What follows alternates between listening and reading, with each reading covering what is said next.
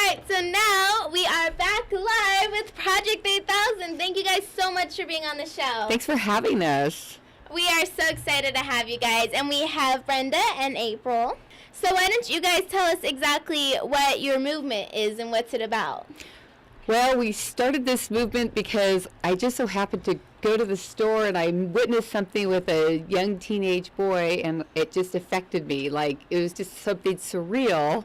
And I went to work, and my friend April here showed up, and we were talking about it, and I had written this lyrics for it. And I said, I had these lyrics, and I saw this thing with this homeless kid, and it was just really, it made me cry, and it really affected me. And she's like, well, come over to my house, and we'll put it together. Yeah. So we went over to her house, and she wrote the music to my lyrics, and then she formatted my song correctly because I did it wrong.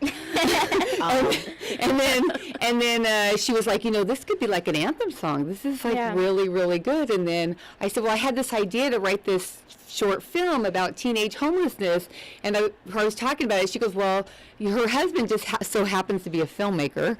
And so she was saying, well, why don't we get Ed together, and why don't we put it all together? So I wrote this short film, and so we have the song and then the short film, and we're kind of putting this all together. And we thought, well, what if we added a little bit of rap to it to make it more urban and more kid friendly, and get them more involved in it? And she's like, I think that's an excellent idea.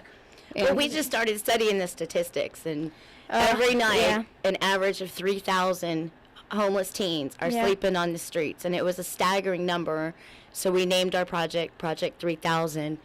And, you know, between, you know, Brenda's story of what she'd seen in a grocery store about a boy that couldn't even afford, you know, a few bananas, and then followed that just a few minutes later on her drive home, she saw another teenage boy that was standing on the side of the street with a cardboard sign, and he wasn't asking for money. Yeah. He wasn't asking for anything.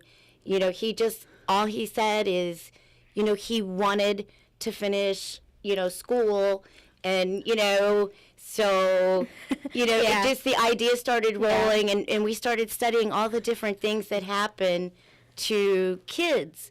Yeah. You know, and the unfortunate circumstances they get put into, and we're both parents, and our hearts went out to these kids, and we wanted to do anything we could to help. Oh, yeah, absolutely. And it really does sound like it was truly meant for this to happen. And I just think everything worked out perfectly, and that's really cool.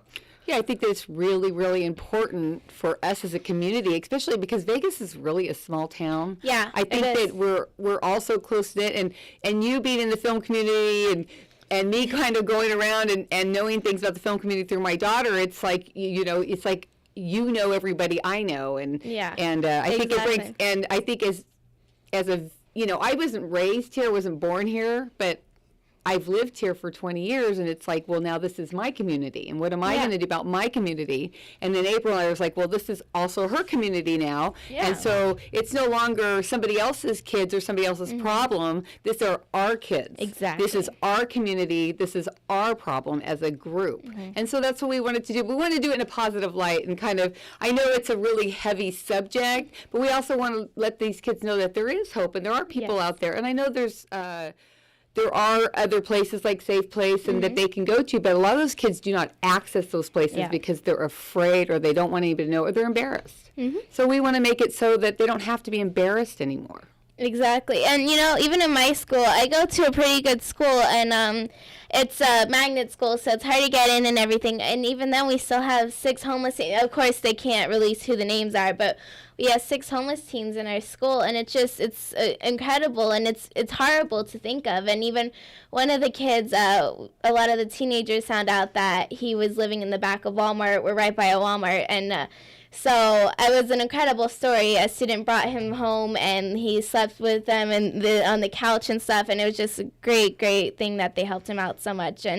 But unfortunately, a lot of teens can't get that help, so this is an amazing thing.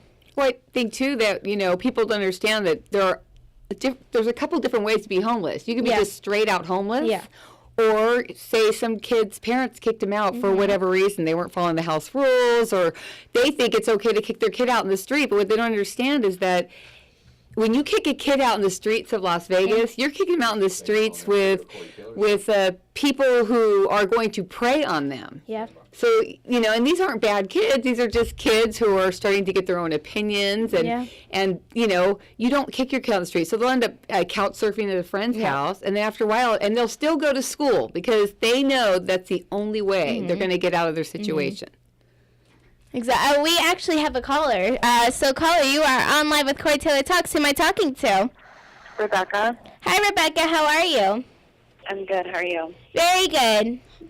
I just want to say I really like that homeless thing that you're talking about. I completely agree. No teenagers should ever be homeless. I think it's really awesome that you're doing something like that. Thank you. Well, thank you so much. We really appreciate it. Yeah, and you're going to have a lot of, like, the resources on your website and stuff? I'm sorry? Are you going to put resources on your website? Right. Well, what first we're going to do is our plan. This is our plan. Our plan is to make the film, do the soundtrack, and then enter it into film festivals. We're going to try to keep it down to 22 minutes because we're going to have some documentary things going on and maybe some interviews. And if we keep it down to 22 minutes, we're hoping to access local television with it. And then, of course, awesome. we have actually asked Corey to be our public service girl, and because she is a teenager, so she does identify with other teenagers. Plus, I think these people that are in office, I think they would really relate to a teen girl who really lives in it. She lives amongst these kids. She knows who they are. That, you know, it could be any of them. And Rebecca, we thank you so much for your support. And you can also like us and follow us on Project 3000 on Facebook and keep up with going on and just keep following what we're doing and join in with us. And thank you again for your support. Yeah, and even on our website and stuff, you can always get in contact and get resources and stuff. So there's always help out there. Thank you so much for calling in, Rebecca. Thank you. Bye-bye. All right, we actually have another caller. So, caller, you are on live with Corey Taylor Talks. Who am I talking to? This is Dawn Kiles. I am Brenda's best friend from 34 years. Oh, awesome. Since we were teenagers. Yeah, I promised her I'd call in, and I am just so proud of her and this project. And thank you so much, Corey, for allowing her to talk about it on air and supporting it. It's really a great, great thing she's doing, and I'm just so very proud of her. Well, I am so honored to have her on. She is amazing. This whole thing is amazing, and I really appreciate that you're helping her out, too, and supporting her. Absolutely. I back her 1,000%. Thank you, Dawn. That's okay. You're welcome, sweetheart. I'm proud of you. Thank you. Well, thank you so much. We'll talk to you later.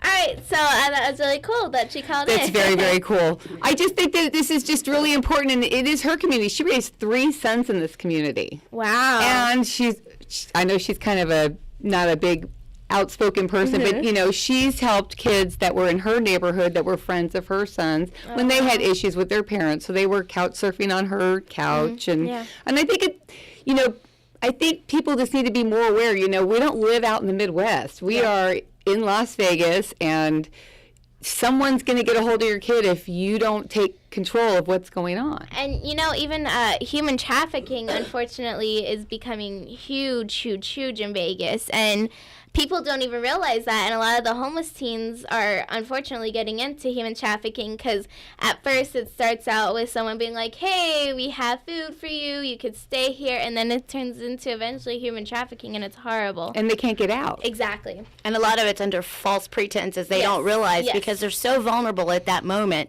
You know, and we need to just embrace these kids and get past the stigma that there's something wrong, that they don't have a roof. I mean, everybody comes. Our slug line is a roof over every child. Yeah. And that is what we want this movement to become. And a roof over every child. That's all we want to just keep resonating within this community. And you can't take on 500 kids at once, but you can take on one, and you can tell them that there are resources available, you know, and help. Just even if you are allowing someone to couch surf at your house or you're providing a meal.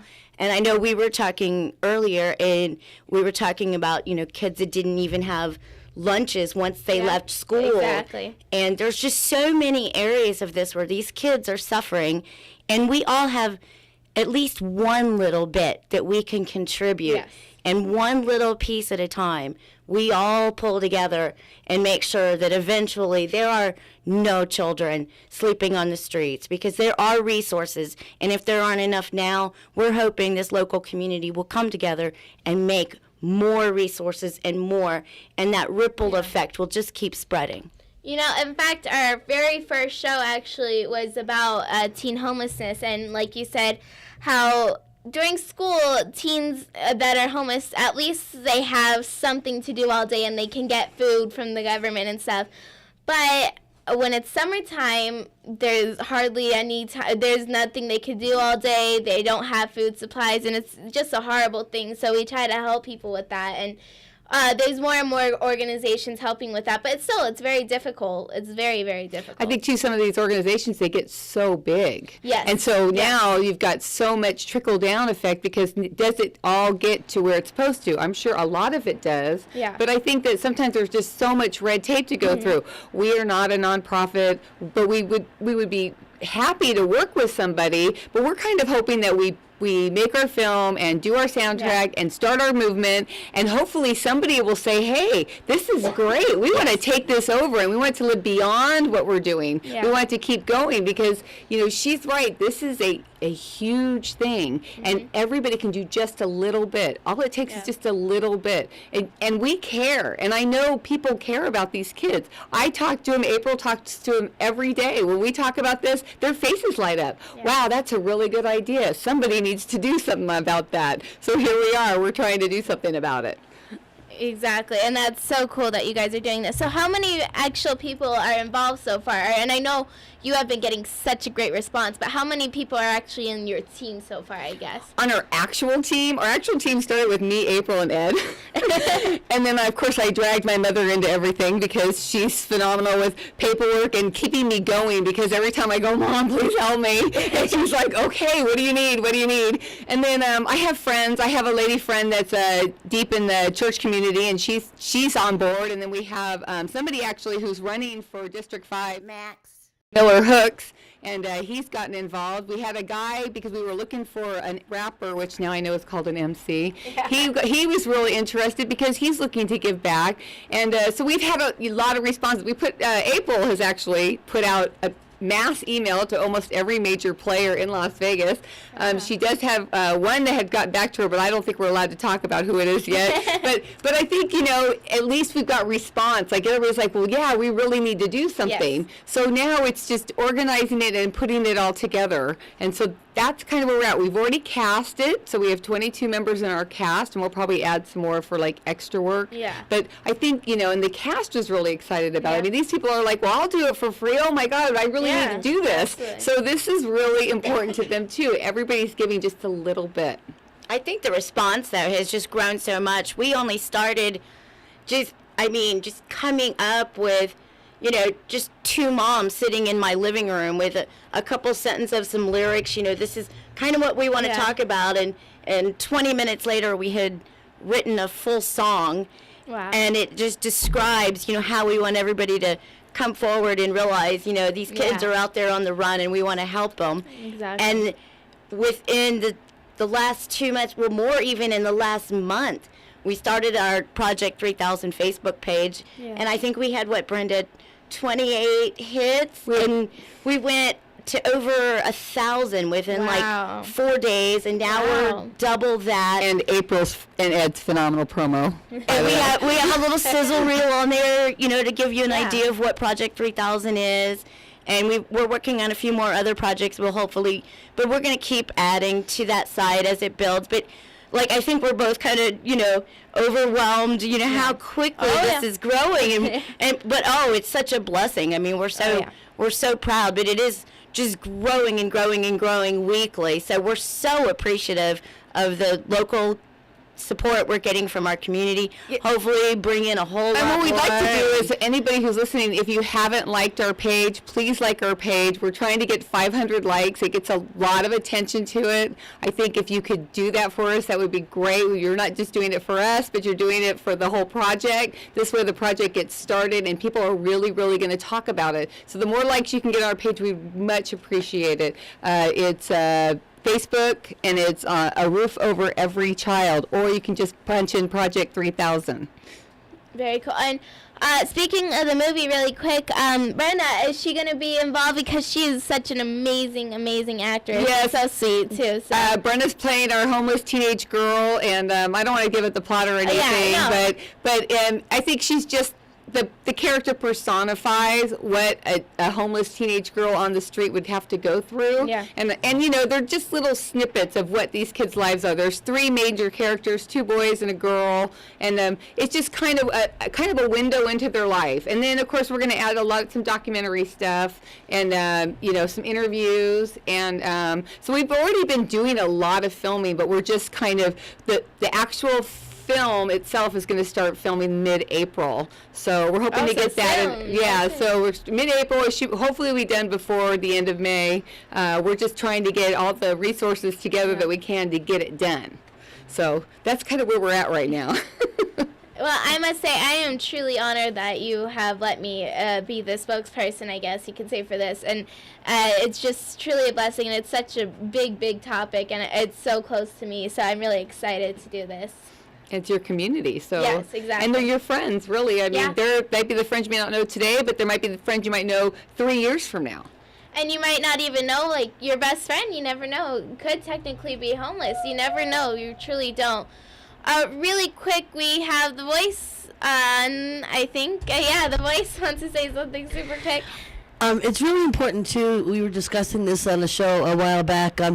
Any of the youths that are homeless and stuff, they really, really need to get in shelters and help from the legit shelters and not sit on the streets with those signs, because unfortunately there are a lot of fake people on the streets with signs that are not real homeless people, and they're dropped off by people that are, you know, just looking to scam, and they're getting lumped in with them. So the children that really need help are now being questioned. Oh, is that a real one? Is that a fake one? That's not the place to be. It's so unsafe. So please, there's so many shelters out there that are helping, so many places. If you get to a shelter, they will tell you the real place to go and how to get help, and they will help you.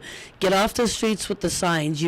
Plus, if you're homeless, if you're really truly homeless, you're not homeless. You know, all these kids think that they're bad. You're not bad. There's nothing wrong with you. You haven't done anything wrong. I mean, I know everybody fights with their parents. Believe me, I raised 3. But there's nothing wrong with you. Exactly. You need to go get help because you're worthy. You know, we love you. You're part of our community. Absolutely. We want you to succeed. Absolutely. So get real help. You know, there's shelters out there. You can call up Corey anytime. Go to our website. You can get a whole Project 3000 people. We will get you the real places to help you. Don't ever feel that you're alone, because you are not alone. Exactly. There are literally thousands of people out there that are willing to help you and want to help you, but we can't help you if you don't get a hold of us. So go to Corey Taylor Talks and send us an email, or call in and go to Project 3000. The same thing. We will get you real help, true help. Yep, absolutely. And we're unfortunately going to the end of our show, so why don't you tell people one more time how they get a hold of you and how they can actually get involved in this and help you out? Well, as it stands right now, hopefully they'll get hold of us through Project 3000 and like our page. Once you like our page, you should be getting everything that we'll be sending out in the future. We will be doing a fundraiser. We haven't set that all up yet, but we always wanted people to know that we're out there. We actually are entering a First Friday competition that we filmed last First Friday. We'll be turning that in. Hopefully, it'll do well. We did put our Project 3000 in it, so we're hoping that, you know, and homeless teenagers in it. So we're hoping that it'll all work. And remember, a roof over every child. And I wanted to say too, Corey, and thank you for having us on your show. We really appreciate it, and it's nice to know that, you know, other teenagers are supporting their fellow teenagers, and that you're reaching out instead of building a stigma. You're trying to break that, and that's really awesome, and we were very blessed to be on your show. Yes, thank you, Corey. Well, thank you. It's really such an honor having you guys here, and teens need to understand no one's going to judge them for that, and if they do, they don't need to be a part of your life anyways, but really, I don't know anyone that would truly judge you for that. You are a good person, and people know that, and they want to help you. There's so many places to get help, so get in contact with them or us or anything. Just get in contact and get real help, not with some guy that found you on the street. Just please get real help. Get in contact with us. Well, guys, thank you so much for listening. Thank you guys so much for being on, and thank you to Marco for also being on. Remember, never give up, always believe, and you will achieve. Thank you so much, and God bless.